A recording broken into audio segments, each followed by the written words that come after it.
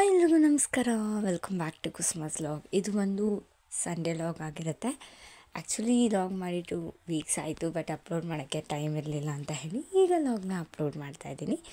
ಇವತ್ತು ಬಂದು ನಮ್ಮ ಫ್ಯಾಮಿಲಿ ಪೂರ್ತಿ ಗೊರವನಹಳ್ಳಿಗೆ ಹೋಗೋಣ ಅಂತ ಹೇಳಿಬಿಟ್ಟು ಡಿಸೈಡ್ ಮಾಡಿದ್ದೀವಿ. ಲಕ್ಷ್ಮೀ ದೇವಸ್ಥಾನಕ್ಕೆ ಗೊರವನಹಳ್ಳಿಗೆ ಪ್ರತಿ ಸಲ ಹೋಗೋಣ ಅನ್ಕೋತಾ ಇದ್ವಿ, ಬಟ್ ಪದೇ ಪದೇ ಕ್ಯಾನ್ಸಲ್ ಆಗ್ತಾಯಿತ್ತು ಅಂದ್ಬಿಟ್ಟು ಸಡನ್ನಾಗಿ ನಾನೇ ಬಂದು ಫಿಕ್ಸ್ ಮಾಡಿ ಮನೆಯವ್ರನ್ನ ಕರ್ಕೊಂಡು ಹೋಗ್ತಾಯಿದ್ದೀನಿ. ಆ್ಯಕ್ಚುಲಿ ಹೇಳಬೇಕು ಅಂತ ಅಂದರೆ ಗೊರವನಹಳ್ಳಿ ಲಕ್ಷ್ಮಿ ತುಂಬಾ ಫೇಮಸ್ ಇತ್ತು.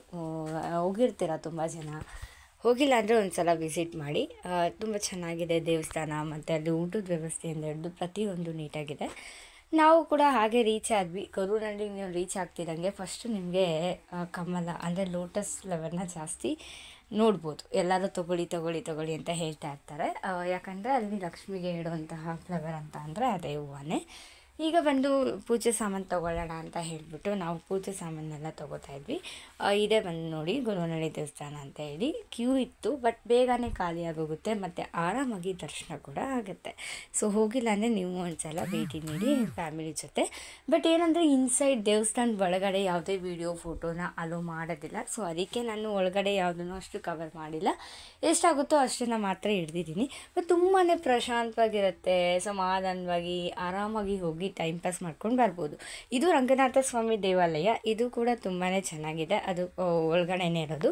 ಅದಾದಮೇಲೆ ಅಮ್ಮ ಏನೋ ಪರ್ಚೇಸ್ ಮಾಡಬೇಕಂತ ಹೇಳ್ಬಿಟ್ಟು ತೊಗೋತಾ ಇದ್ರು ಎಲ್ಲ ಹೇಳಿಬಿಟ್ಟು ತೊಗೊಳ್ಳಿ ಅಂತ ನಾವು ಕೂಡ ಸುಮ್ಮನೆ ಇದ್ವಿ.